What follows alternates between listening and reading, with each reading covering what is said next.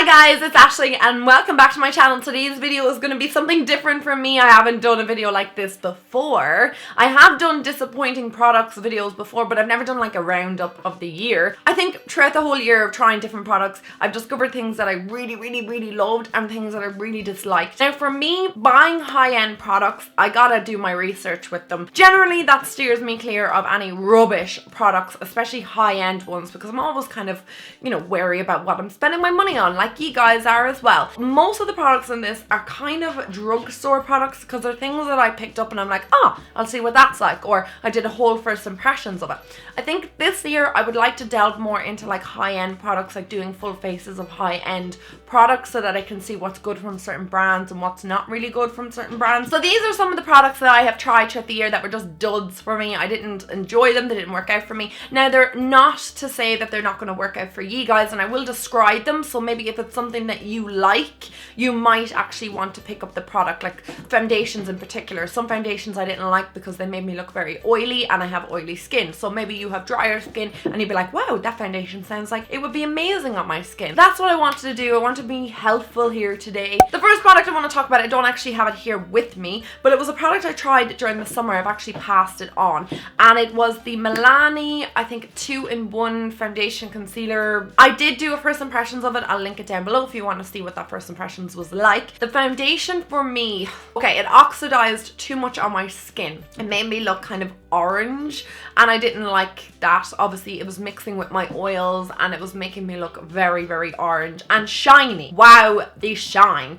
There's certain foundations that I absolutely love because they don't make me look shiny. The one I'm wearing today, in fact, is actually one of my all-time favorite foundations, CoverGirl foundation, and it just doesn't make me look oily. I've been wearing it for like 4 hours now and I still look kind of relatively okay. But the Milani one, it just made me look oily within a half an hour and I just hated that. It just was not attractive on my skin. It looked like I had just drenched myself in cooking oil. I was so greasy and no, not for me. Somebody with drier skin, I would highly recommend it. I've seen people rave about it, saying how amazing it is on their skin, but for me, an oily gal, it just did not work out. No. I'm gonna move on to something that's not makeup, but this is the only non-makeup thing I have here. Yeah, and it's actually the Coco Loco coconut mask. I loved this mask for, I'd say, about a solid month of using it. I thought it was amazing. And then I actually realized it was turning my hair into hay. It was drying the crap out of my hair. And I didn't know what I was putting on my hair. I was like, my hair feels really dry and my scalp is extremely dry. And I'm well aware of the fact that you're not supposed to put like a face or hair mask onto your roots. But I was just placing it on the ends of my hair and kind of like soaking my hair in it, and it was actually drying my hair out. And I've used hair masks like quite regularly, but this one was just turning my hair into straw, and it has coconut milk or coconut, I don't know what's coconut in it, so I presumed it was going to make my hair real silky and luscious. I've mentioned this before, I am blonde, so therefore my hair is getting an awful lot of processing going on in it. I need something that's going to moisturize it, not dry it out further. No, I don't like you. In my high-end favorites of 2016, I spoke about this brand here. I spoke about how much I enjoyed the liquid lipsticks from Kylie Cosmetics, but the only one that I tried this year that I absolutely detest, and I tried black ones and blue ones this year, but the one that I hated was Kourt K, and I've still kept it in the box because I've just no plans on using it anytime soon. And it is this gorgeous purple, this is a lovely purpley shade actually. It's just beautiful. Can you see that there? Absolutely gorgeous. The issue I have with this, and you will see it from the first impressions of trying these out on my lips, was that it was so patchy. To try and get this even, and you can even see it on the back of my hand there, how patchy it is. Imagine that on your lips. Left with like clumps of darkness in certain areas and then it's kind of light in other areas, clinging to just everything on your lips, showing up any bits of skin that may not have been exfoliated off properly. I just hated this. I did not like it.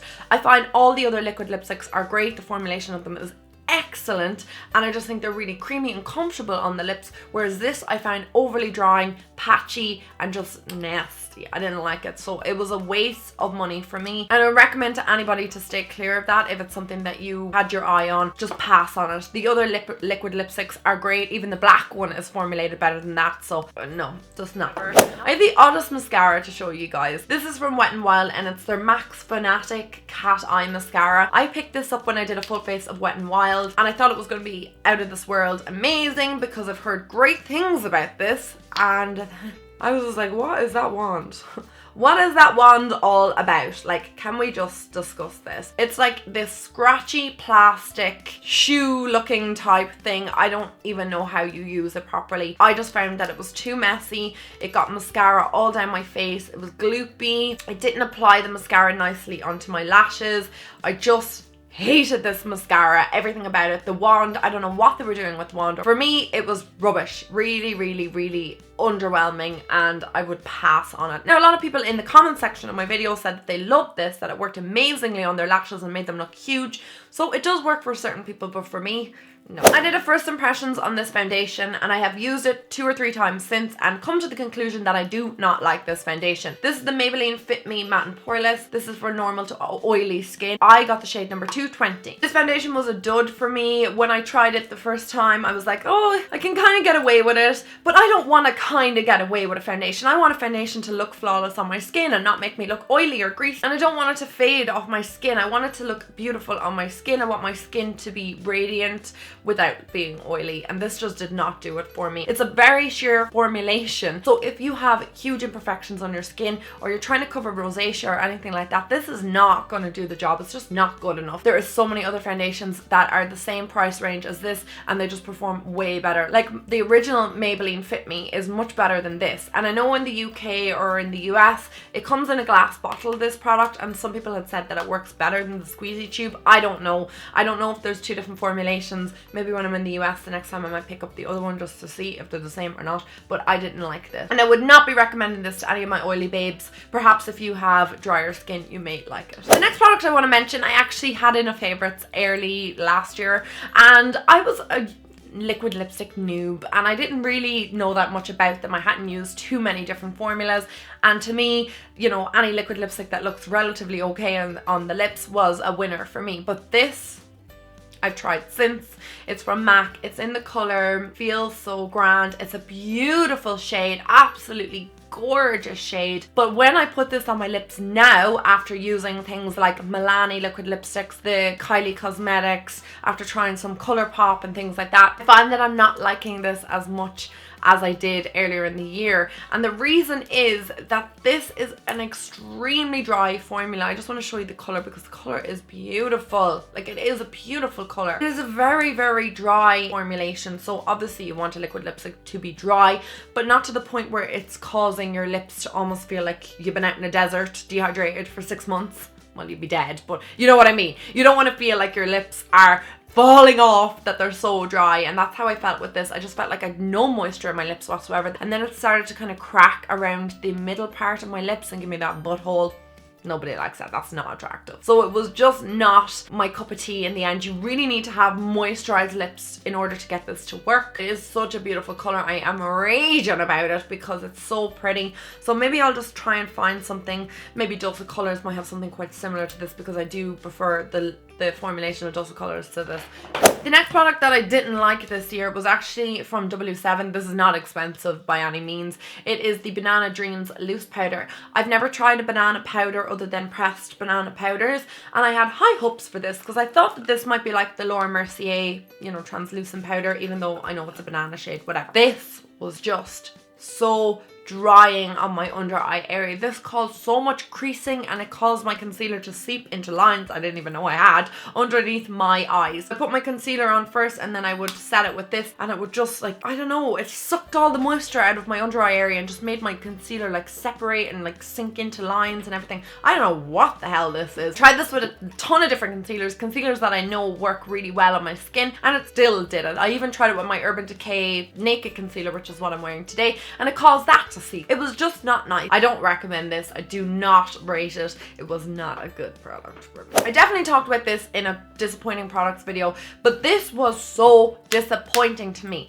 I got this late in December of 2015, I believe, and I only kind of tried it out in 2016. It's the US lip balm. I thought that these were going to be thebomb.com. Everybody had talked about these on YouTube for years and you couldn't get them in Ireland, and Boots brought them in and I was like, wow, these are going to be amazing. No, it's the formulation. It's really waxy on the lips. I don't find that this moisturizes my lips at all. Vaseline, which is like €2, maybe even less, much better than this that costs like €7 or €8. This was definitely overhyped and not worth it in my opinion, and I definitely have discussed that before, so I'm not going to go into it in too much more detail, but I just did not like the EOS lip balms and I think they're overhyped rubbish, basically. We all know this blush, guys, don't we? We all know this blush. We've seen this blush in action. This is the Nude Magic BB Blush from L'Oreal, and I used this in a full face of makeup products I did not like. So I knew I didn't like this right about the time when I put that on my face. Tried it one time around March of last year, or maybe February when I initially got it, and I was like, what is this nasty product? I don't mean to bash the absolute life out of this product, but I just don't get the concept of it, right? It's like a gel when you place it out onto your skin, and then when it adheres to your skin with the heat of your body, it kind of causes it to go into this lovely blushy color. Right, we're all excited about the concept of that. Great.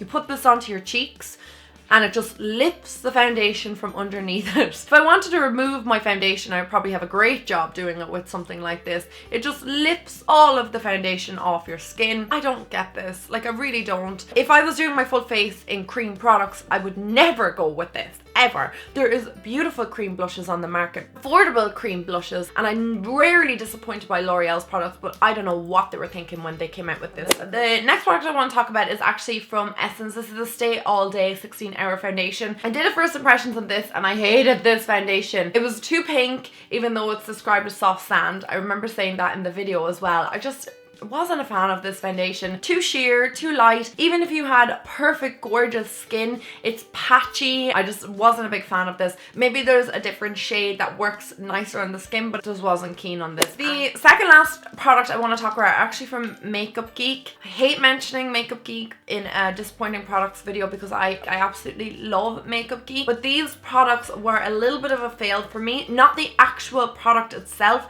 it's a packaging problem that I actually had, and that's why it's not like 100% like a disappointing product. These products are their, you know, loose pigments, and I absolutely adore the concept of them, but as you can see, they come with no sifter. It's just a mess, a hot mess every single time you open this. Product falls out. Half the product all over the place. It's messy. Oh, I know that the Inglot pigments don't come with a sifter either, but for whatever reason, I just find them less messy. I think it's because they're chunkier products, whereas these are very, very fine. I have here with me Lightyear and Asteroid. I used Asteroid in a tutorial. It was absolutely flawless, but it's just so fine. Every single time I open them, they're met with dust, and when I close this product up, half of the product ends up all over my table. I think for a fine product like this, a sifter is definitely needed, and I think without the sifter, these products are kind of just products I can't use that often because it's just messy, and I just don't want mess. The next product's actually covered in the last product. This is the Nudes palette from PS Love, or the Pennies range. Looks beautiful in theory, but it lacks pigmentation. It is rubbish. Do not recommend it. It was $2.50. If you want better eyeshadows from Pennies, then go with their palettes that look like this. But these are €6, the tinned palettes, and to be honest, Makeup Revolution makes much more buttery, superior palette for I think €7. So for an extra euro, you get a better palette. I would skip on the Pennies palettes. They're okay in theory. This one's grand. It's good quality. It's fine, but it's just a little bit expensive for what you're getting, and the $2.50 palettes are just a miss big time for me. Okay guys, that wraps it all up. I hope you guys enjoyed this video, a negative video for me, but I think that it is helpful sometimes to see what products don't work for people, especially if you have similar interests to them in skincare and makeup, and also maybe for opposite reasons. So because I have oily skin, maybe you have drier skin, like I already stated earlier in the video. Usually when I do monthly favorites, at the end I will throw in 2 or 3 products products that I didn't like as well in that particular month. I didn't want to repeat myself too much, so some of these products have been mentioned once or twice before, but the majority of them are new mentions for me. I hope you guys enjoyed this video. Thumbs it up if you did, and I will talk to you all in my next video. I love you guys. Mwah! Bye!